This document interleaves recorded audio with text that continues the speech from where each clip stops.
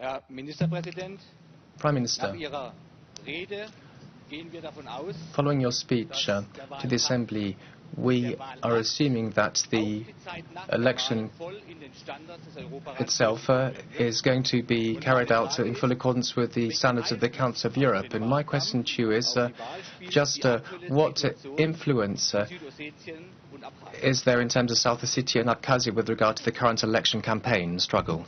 Well, this year, as you might know, in October we will have parliamentary elections. Unfortunately, our citizens living in Abkhazia and Tskhinvali region cannot participate in these elections. We have already sent invitation to ODIHR to arrive to Georgia and monitor the pre-election process. Our aim is to provide full transparency of the pre-election process, to have our partners monitor the pre-election process. We have a strong determination to hold one of the best free and fair elections in the history of Georgia. Thank you.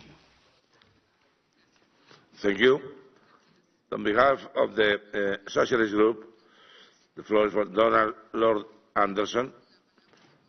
Mr. Prime Minister, you are indeed, and your people, European, and we understand your frustration at the lack of progress in your aspirations to join the European Union and NATO.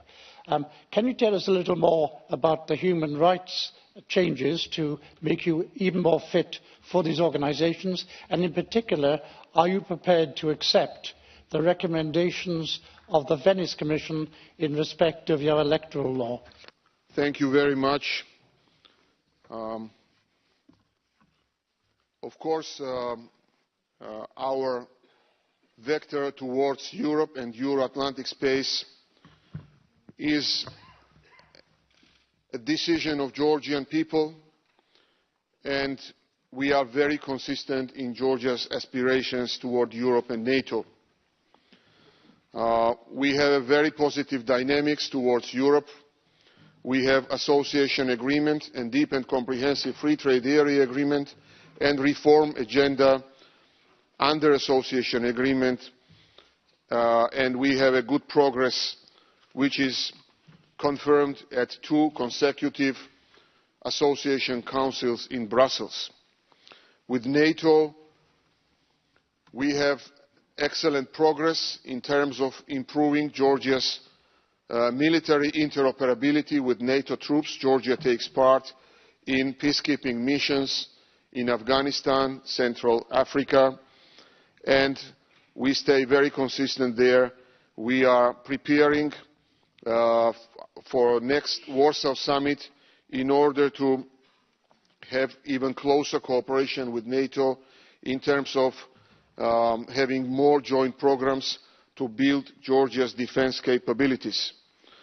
As to the Venice Commission recommendations, we have already envisaged a significant part of the recommendations in the electoral legislation.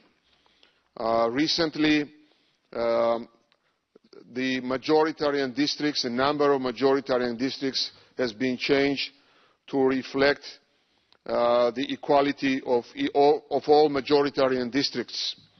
And of course, cooperation with the Venice Commission is of high importance for all of us. We are absolutely open for this cooperation. Very recently, I had an important dialogue with opposition parties, non-parliamentary opposition, discussing electoral legislation, and important changes have been proposed to envisage some of the recommendations of opposition parties. So this is a very inclusive process, and our aim is to make it even more inclusive and to decrease the temperature and to decrease the confrontation and increase the cooperative spirit before the elections. Thank you. Thank you very much, President. Prime Minister, welcome to you on behalf of the Liberal Group, and I hail your commitment to comply with European standards.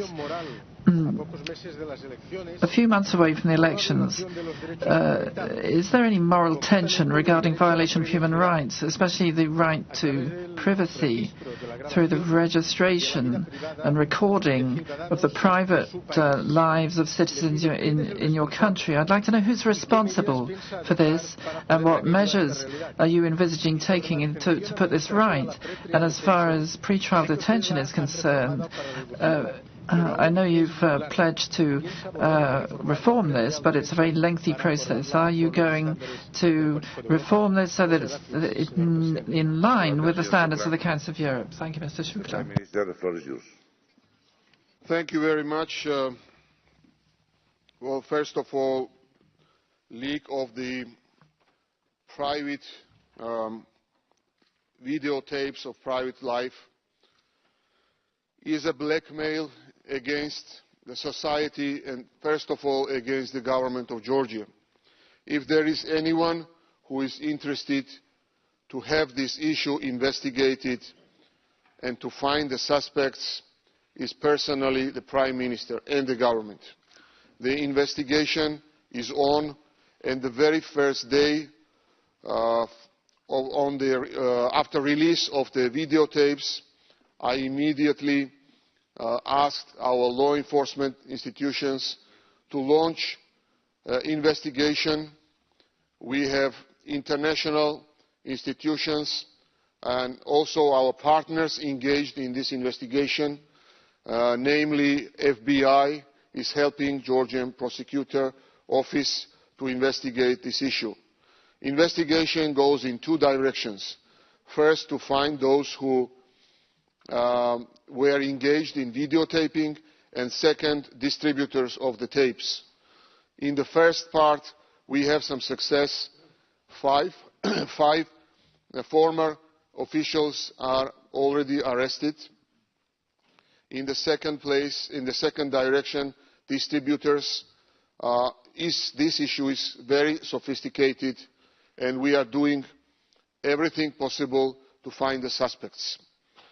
Generally, I can tell you that human rights is a very high priority for us. We elaborated human rights strategy 1420, and Prime Minister chairs the interagency monitoring committee to protect human rights in Georgia. On pre-trial detention, we have asked for feedback for our European friends, and of course we will listen very carefully to the recommendations. Thank you very much. Prime Minister, welcome. Of course, the greatest human right of all is the right to life, and may I pay tribute to your state security services only in the last few hours intercepting a sale of uranium-238, which could have fallen into the hands of terrorists. We know in a week where NATO and EU have said that terrorists are seeking these materials, what more do you think Georgia, the Russian Federation and former Soviet republics can do to ensure that these chemical weapons, nuclear materials, do not fall into the hands of those that seek to harm all of us in Europe? Thank you. Thank you very much. Indeed, capturing criminals who were attempting to take uranium across the border, it was a significant success, and we take this issue very seriously. We have excellent cooperation with our partners. Recently, President of Georgia attended nuclear summit in New York, and the cooperation in this direction is highly important for us. Generally, I can tell you that we have excellent cooperation with UK. UK recently helped Georgia to build a security management emergency room, which was a great success and excellent case of very fruitful cooperation between Georgian and UK security forces. Thank you very much. Mr. Prime Minister, you have on several occasions committed yourself to necessary reforms to the electoral law to be undertaken before the parliamentary elections in Georgia in October. Indeed, the last date announced was the 15th of April, just a few days ago. However, according to a number of reports by all the opposition parties, no positive changes in the current legislation have been introduced. Given that the Venice Commission in March also made a rather negative assessment of changes in the electoral law, which were made last December, my question to you is, what measures do you intend to take in the immediate future to align the electoral legislation with the Venice Commission recommendations? And can you give this Assembly a time frame for their introduction? Thank you. Thank you. Well, first of all, there were several series of changes to electoral legislation. The very first day of my appointment and approval as a Prime Minister by the Parliament, I immediately launched a negotiation process with opposition parties. 2 days ago, we proposed important changes to the electoral code to make the process more inclusive, to lower the thresholds for political parties to win the election, to become parliamentarians, and also lower the thresholds for financing from the state budget of the opposition parties. Changing the system of majoritarian and proportional, there is an agreement, political agreement between ruling party and opposition parties that in 2020 there will be a change of majoritarian system, but 6 months before the elections it will be very difficult to readjust the electoral system to the entirely new proportional system of elections. So this is the reason why partially we have a consent with the proposal from opposition parties, but partially we disagree with their proposals, and this is where we are right now. We are still continuing the negotiations, and this process is not over. But again, this should not be taken, our proposals should be appreciated by opposition because it has significant changes in the current electoral system. Thank you. Thank you, President. Mr. Prime Minister, thank you for your speech. There is strong Russian impact in the media landscape of Georgia. But unfortunately, we have the ECRI report, which is announcing also that some kind of xenophobic media was supported by government via advertising contracts. What do you do to stop this kind of tendency? And would your government have also better cooperation with pro-European opposition, including UNM? Thank you. Thank you. Next speaker is Mehmet Babaglu from Turkey. Prime Minister, in the last 2 years, about 500 Meskhetian Turks were granted conditional Georgian citizenship.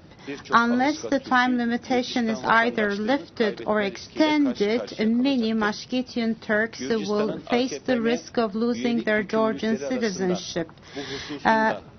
Since the facilitation of this process was a membership commitment of Georgia, I'd like to hear what steps you're taking in order to encourage a solution to this. Thank you. Next speaker, Mr. Irakli Tsikovani from Georgia. Thank you, Chairman. First of all, Prime Minister, welcome to the Council of Europe, as we call it, House of Democracy, Rule of Law and Human Rights. Putting our political oppositions back for the home debate, I want to pose one question to you, which is very important for this House. It's the matter of the judiciary, which you have described as 3 waves of reforms that the government has conducted. But I would like you to describe your level of satisfaction and affection of that reform, which at the end came to the point when the judge whose decisions have been numerously reverted by the European Court of Human Rights had become the face of Georgian judiciary. You must finish, please. Thank you. Thank you. First, the question from Estonia, Russian impact and strengthened Russian propaganda in Georgian media. First, our response is to launch the massive strategic communication pro-European campaign, and this is very important, and our Minister of European and Euro-Atlantic integration, who is here present at this meeting, he chairs this campaign, and this is a massive campaign in all sources of media, central as well as regional media, campaigning European values, human rights protection, importance of building democratic institutions, and this is the way to respond to anti-EU propaganda. I would not say that there is any financing to xenophobic media. This is something that may be a perception of some of our opposition members. I can say that opposition TV channels who are mainly opposition are financed much more intensively from the state budget, and we cannot block any media source, but we can only make our choices, and we have made our choices in favour of pro-European media, and this is very important. On a question from our friend from Turkey about Muslim Meskhetians, I can say that Georgia has fulfilled its obligations in this regard, and we have adopted law on Georgia on repatriation of persons forcefully sent into exile from the Soviet Socialist Republic of Georgia. The status of the repatriate already is granted to 1,533 FDPs. 479 citizens of Azerbaijan having repatriate status and obtained citizenship of Georgia. The process is underway. Ordinance of the Government of Georgia on a simplified procedure for acquisition of Georgian citizenship by individuals having returnee status has been adopted in 2010. And strategy of the repatriation, which is based on the principle of equality of all citizens, non-discrimination and promotion of civil integration, has been approved in 2014. But this issue of extension of the two-year term determined for the completion of citizenship procedures by the forcefully deported persons in the 40s of the 20th century is under the examination with relevant government agencies, and most probably the positive decision will be adopted in the nearest future. A question from Mr. Irakli Chikovani on judicial reform. Generally, no one can be self-satisfied with the level of reform, but everything is comparable. If we compare existing court system in Georgia to the system that existed 4 years ago, we can say that there is a very clear progress. We had 3 consecutive waves of judicial reforms. The first was completed in May 2013, the second was in August 2014, and the third was sent to the Parliament in 2015 December. This is a new set of legislative amendments aiming at enhancing internal independence. Of course, there may be judges that were part of the previous system, but imagine what would be the allegations from the opposition side if we cleared the system from all the judges that were part of the previous system. And we are not doing that. And of course, the system is not perfect, but we are moving ahead with our reforms. And the progress that we have in the justice reform is recognized by numerous international organizations. I can only draw one example of World Bank World Governance Indicators that says that there is a 15th percentile improvement in the rule of law in Georgia since 2012. And also in other areas like control of corruption, voice and accountability, by the way, government effectiveness, political stability, absence of violence, and regulatory quality. In all these 6 sub-areas, there is from 10 to 15 percentile improvement every year, starting from 2012. This is my answer. We are not satisfied. No one is perfect, as I said. It's important to continue these reforms. Thank you. Mr. Prime Minister, you mentioned the growing distance from South Ossetia and Abkhazia from Georgia because of their so-called governments. Do you see any chance to use a people-to-people reconciliation process for bringing the people of South Ossetia and of Abkhazia back closer to Georgia? Thank you, Mr. Chairman. Dear Prime Minister, I had the pleasure to visit your country 3 weeks ago, mainly in Tbilisi, that is a wonderful city. And it's fair to recognize here at this Assembly the great and excellent job you are doing with the IDPs, supporting IDPs after the shameful Russian invasion.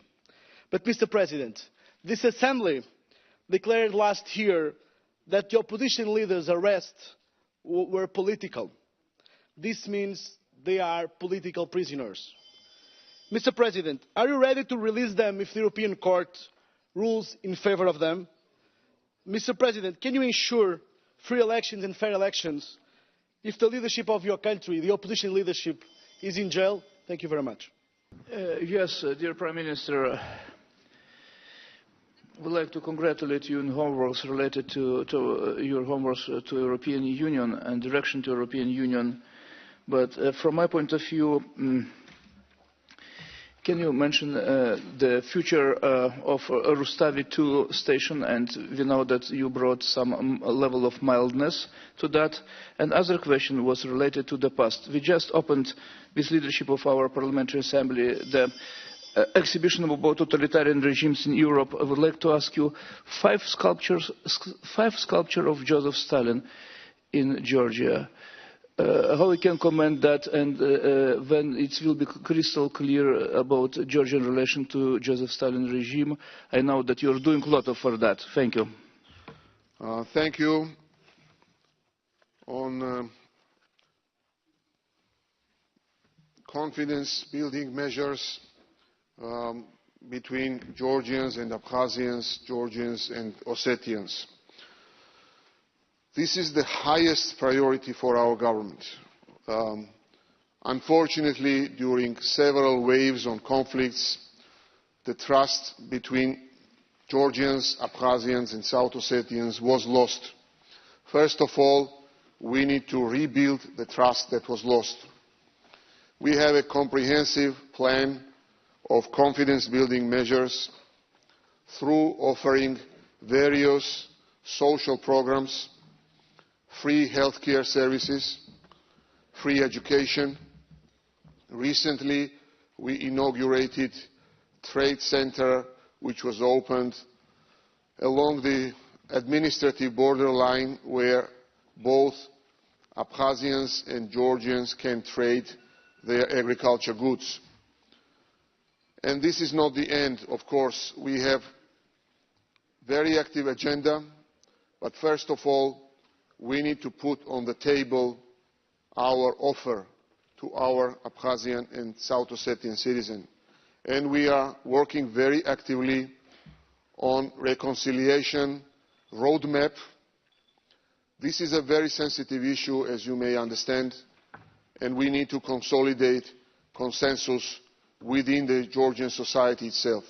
We are working very actively towards that, and we will launch probably presentation of this roadmap in the very near future. But this is very high priority for us. And of course, visa liberalization as an important achievement for Georgia. Georgians are waiting anxiously for the final result, and all the benefits like free trade with Europe can be available for Abkhazian and South Ossetian citizens and companies, of course.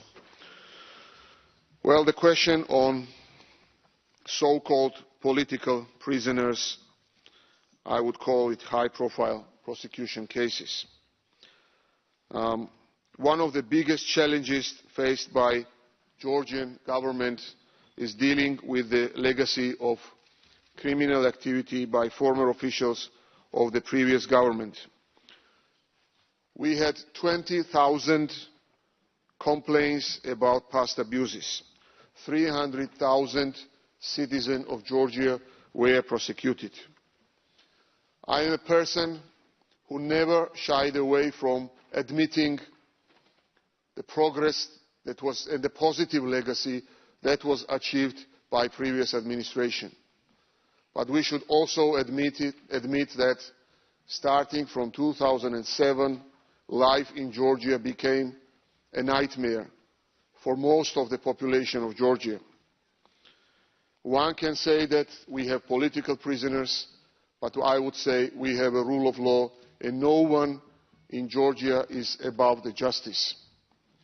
For ensuring transparency of the court cases, starting from 2012, we opened court cases for public and media. Everyone can watch the cases that are of high interest for Georgian population. Chief prosecutor invited international experts and prosecutors from United States, United Kingdom and Israel to form a special board of the advisors, and according to their opinion, International Prosecutor Advisor Panel found that the evidences provided by the Chief Prosecutor were legally and factually sufficient to justify the prosecutions of former high officials. This does not mean that we are happy to see anybody in prison, but this is a proof that, again, no one in Georgia is above the justice. Thank you. And the third question was on Rustavi II. This was also a high-profile court case. This case has two dimensions. First is an ownership dimension, and the second is a media freedom dimension. In my previous capacity as a Minister of Foreign Affairs, I made several statements protecting Rustavi II's independent editorial policy, proposing creating a board consisting of NGO leaders, media representatives, to ensure independence of the editorial policy of Rustavi II. But again, this case has two dimensions, and the other dimension is the ownership dimension, and government can by no means intervene in the court proceeding about the ownership dimension. If you ask me what is my opinion, I would like to see Rustavi II as acute as it is right now, as opposing the government policy as it is right now, not to give a chance to our opposition to speculate on this issue in front and before the elections of this October. I don't think that Stalin can ever become important in the agenda of Georgian politics or social life. We have a law against the legacy of Stalin period, and this is prosecuted. The raising of monuments of Stalin is prosecuted by law in Georgia. So this is my answer. I don't think that we should take this case seriously, because no one in Georgia has any sympathy or empathy to Stalin period. Thank you. Thank you very much, Mr. Prime Minister. We must now conclude the questions to Mr. Kvirikashvili. And Mr. Prime Minister, thank you very much for your this most interesting discussion we had, and I look forward to continuing our cooperation in the future. Thank you. Thank you very much.